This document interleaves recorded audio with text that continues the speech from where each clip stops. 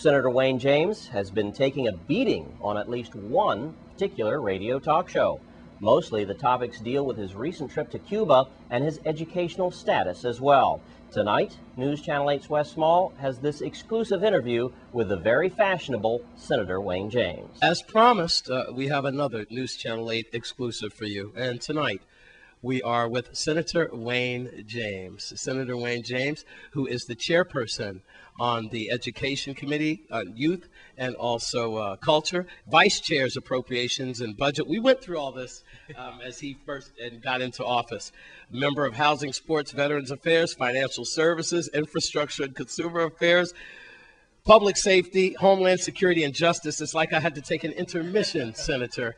Now, you have been, we're going to get right to it. You have been taking a bashing on a talk show, one in particular here, about your travels to Cuba. Also, you've been taking a bashing in the media in general, except for News Channel 8, I have to tell you, about your education. And, you know, that is what we want to focus on, Cuba, the education thing, and we want to get that out of the way and get to positive things. And we're going to be looking at some lovely pictures from Cuba and what Senator James brought in to Cuba. First of all, how was the trip? It was fantastic. You know, I've traveled all over the world several times over, and having now added Cuba to the list, I must say that I was humbled to go to Cuba. Cuba has been the forbidden fruit to us Americans for so long. Of course, the rest of the world is open, and Cuba is open to the rest of the world. But Americans can't go unless you go for specific reasons, academia being one of them. And fortunately, there was a wonderful conference, the 7th Biennial Conference on Caribbean Architecture, which was attended by some of the best minds in Caribbean architecture. They are converged in Havana between the 18th of October and the 25th. And I attended, I presented a rare collection of photographs that have been in my collection. There are about 233 photographs of Cuba taken in 1925 that have never been seen before by not even the Havana, the University of Havana. And these were in your possession because you're a collector. Exactly. And you were bringing these to the, how did they, and we're seeing some of these pictures now, courtesy of you and Ms. Rowe, Chief of Staff, giving us these things. And how did they react when they got these historical pictures? Well, they were thrilled because the division with which I spoke at the University of Havana is the division of rare books and photographs. And so they're the ones that are most up on their patrimony in terms of photographs, but they had never seen those photographs before. Now, let's get into the juice.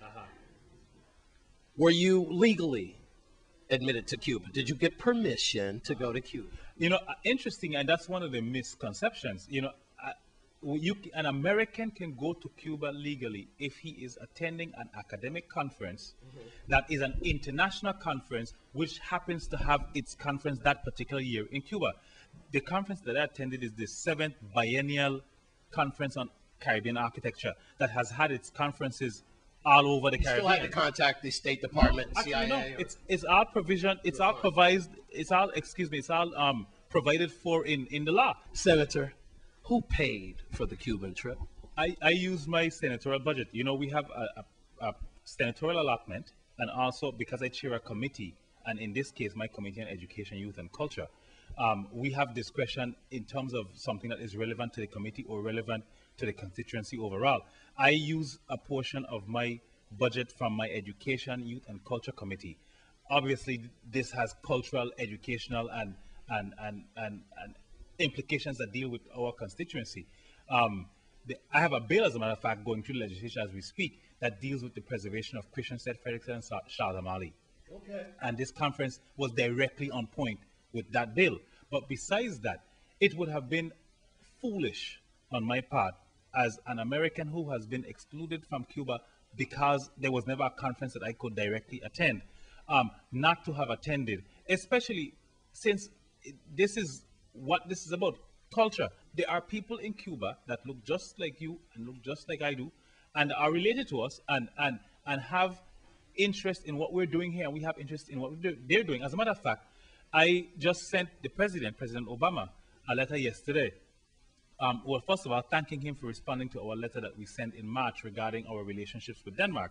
That would be somewhat aside from our relationship to the United States. But I also thanked him and then sent him a letter regarding this idea of Cuba reopening or Cuba and the United States reforming their relationships. And what I argue in the letter is that the Virgin Islands and Puerto Rico are the best positioned entities to bridge that gap between Cuba and the United States, because not only are we American, we are Caribbean people.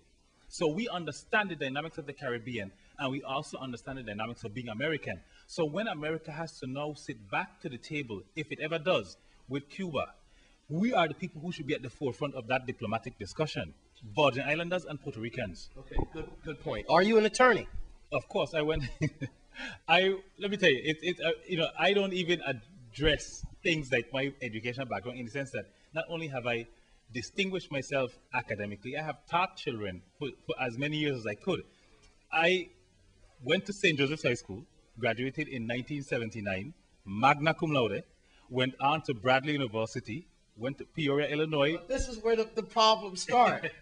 Some of the callers, most of them from the posh Upper East Side of St. Croix, called to say they checked out and you don't exist. You're not in the system. Can you imagine? That is so ludicrous. As a matter of fact, I think it's actually malicious, and envy is a terrible thing. But that will be dealt with, believe me, in the appropriate forum, and that's being. You are an attorney. And they'll see Get it? They'll see that side very soon. But that will be handled in the appropriate in the appropriate body. Senator Wayne James, you've just witnessed another News Channel 8 exclusive, and don't blink because you might miss the next one. We're going to have another exclusive as well right around the corner. I'm Wes Small for News Channel 8.